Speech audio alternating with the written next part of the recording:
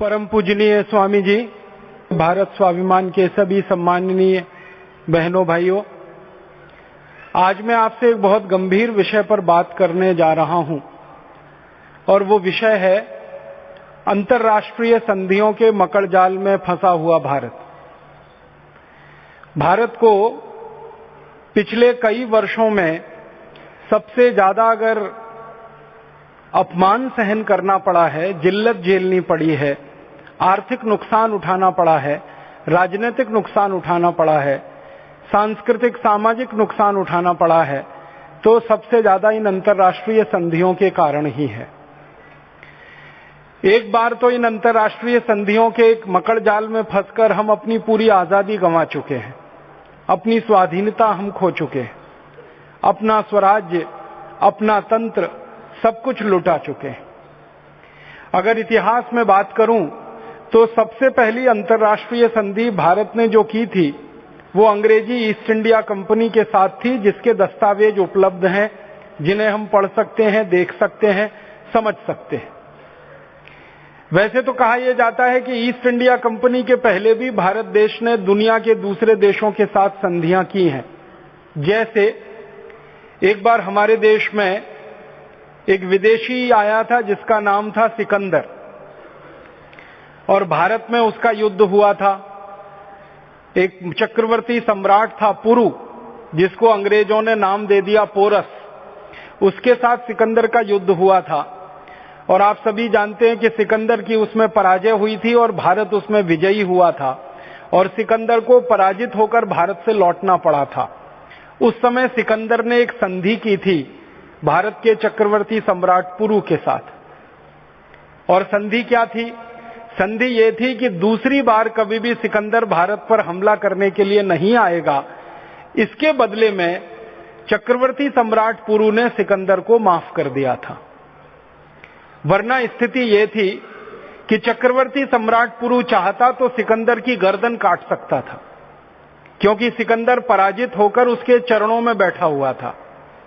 सिकंदर की पूरी सेना पराजित हुई थी, सिकंदर का अहंकार पराजित हुआ था। भारत में आने के पहले सिकंदर के बारे में यह कहा जाता है कि दुनिया का कोई भी देश उसको हरा नहीं पाया था। सिकंदर जिस देश में भी गया वहां उसको विजय मिली थी। पहला देश भारत था जहां पर आकर सिकंदर पराजित हुआ था। और सिकंदर ने इस पराजय को जब स्वीकार किया तो महाराजा पुरु से उसने एक विनती की थी कि मेरी जान बख्श दी जाए, मुझे जिंदा छोड़ दिया जाए, क्षमा कर दिया जाए, माफ कर दिया जाए। बदले में सिकंदर ने वायदा किया था कि वो भारत में दोबारा कभी नहीं आएगा, इस तरफ का मुंह कभी नहीं उठाएगा, भारत देश की स्वतंत्रता को, भारत देश की सार्वभौमत्व को, भारत देश की संप्रभुता को कभी भी नुकसान नहीं पहुंचाएगा। ये एक संधि हुई थी सिकंदर और पुरु के बीच में। और उस संधि के बाद सिकंदर यहां से वापस गया था, लेकिन दुर्भाग्य से रास्ते में उसकी मृत्यु हो गई थी। सम्राट पुरु ने तो नहीं मारा, लेकिन भगवान ने उसको मार डाला था। वो वापस यहां से जिंदा नहीं गया था, उसकी लाश वापस गई थी। ये इतिहास में हम पढ़ते हैं, सुनते हैं, लेकिन बस दुर्भाग्य इस बात का है कि इस संधि के कागज पत्र देखने को नहीं मिलते, प्रमाण देखने को नहीं मिलते। पूर्व इतिहास में बहुत सारी ऐसी संधियां हैं जिनके प्रमाण देखने को नहीं मिलते। ऐसे ही एक और विदेशी हमला हमारे देश पर हुआ था हूणों का, और एक विदेशी हमला हुआ था शकों का। इन दोनों विदेशी हमलों में भी भारत जीता था। शकों की पराजय हुई थी, हूणों की पराजय हुई थी, और उस पराजय के बाद शक और हूणों ने भी भारत के राजाओं से संधियां की थी। और उस संधियों में यही था कि वो दोबारा भारत पर हमला नहीं करेंगे, दोबारा भारत में नहीं आएंगे, और उस तरह से वो भी वापस गए थे यहां से। तो पूर्व इतिहास में हम अगर देखें तो ऐसी कई संधियां हुई हैं। जब विदेशी आए, भारत पर हमला किया, वो हारे, पराजित हुए, और उनकी जान छोड़ दी जाए, उनको क्षमा कर दिया जाए, इस आधार पर उन्होंने भारत के राजाओं से संधियां की, और वो संधियां इतिहास की पुस्तकों में दर्ज हैं। लेकिन जैसा मैंने कहा कि इन संधियों के बारे में अगर हम और आप ये देखने की कोशिश करें कि किन शब्दों में वो संधियां की गई थी, किस आधार पर लिखा गया था, वो प्रमाण उपलब्ध नहीं है। तो इसलिए मैंने कहा कि सबसे पहली संधि जो भारत में विदेशों से हुई या विदेशियों से हुई, जिसके प्रमाण उपलब्ध हैं, जिसको आप भी देख सकते हैं, मैं भी देख सकता हूं, जिसके प्रमाण अभी बहुत ज्यादा पुराने नहीं है, वो संधि लगभग 400 वर्ष पहले की संधि थी, जब ईस्ट इंडिया कंपनी के साथ भारत के सम्राट जहांगीर ने संधि की थी। और ये संधि 1615 में हुई थी। और इस संधि का मूल बिंदु ये था कि चक्रवर्ती सम्राट जो जहांगीर है, जिसकी बहुत बड़ी सल्तनत थी इस देश में, हजारों लाखों गांवों तक जिसकी मिल्कियत थी इस देश में, वो अंग्रेजी ईस्ट इंडिया कंपनी के साथ संधि कर रहा है इस बात के लिए कि अंग्रेजी ईस्ट इंडिया कंपनी को भारत में व्यापार करने की अनुमति दे दी जाए और उस अंग्रेजी ईस्ट इंडिया कंपनी को अपना व्यापार करने के लिए कुछ स्थान की जरूरत है, तो वे स्थान उसको दे दिया जाए।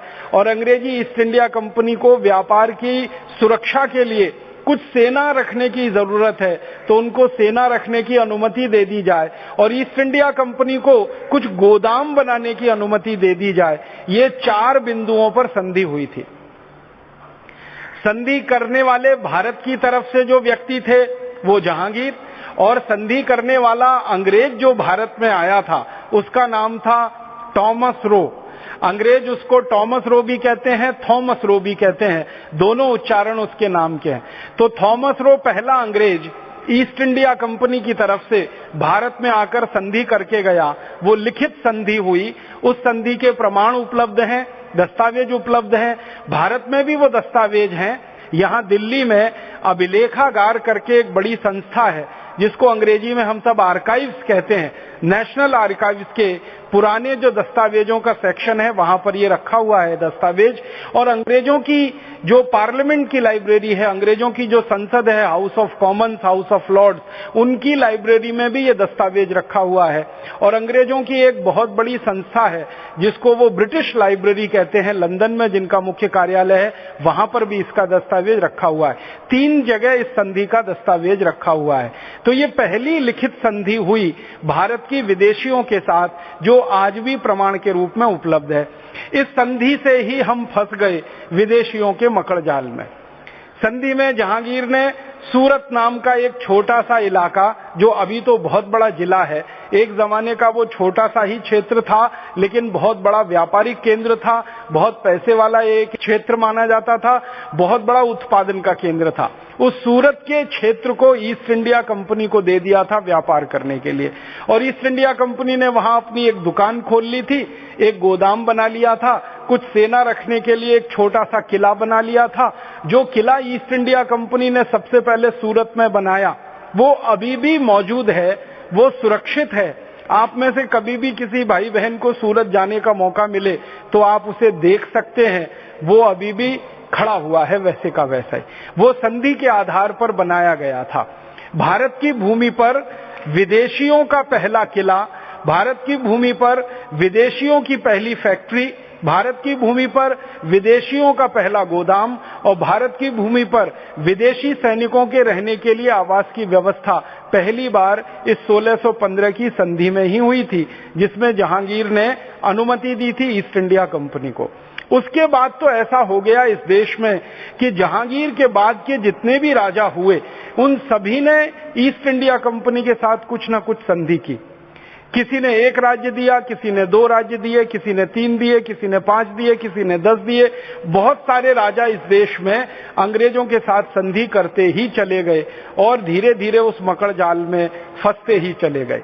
अगर कुल मिलाकर आप मुझे पूछेंगे कि अंग्रेजी ईस्ट इंडिया कंपनी ने पहली संधि तो जहांगीर से की थी, कुल मिलाकर कितनी संधियां की, तो ईस्ट इंडिया कंपनी ने भारत में 1615 से लेकर और 1857 के पहले स्वाधीनता संग्राम तक 565 संधियां की थी।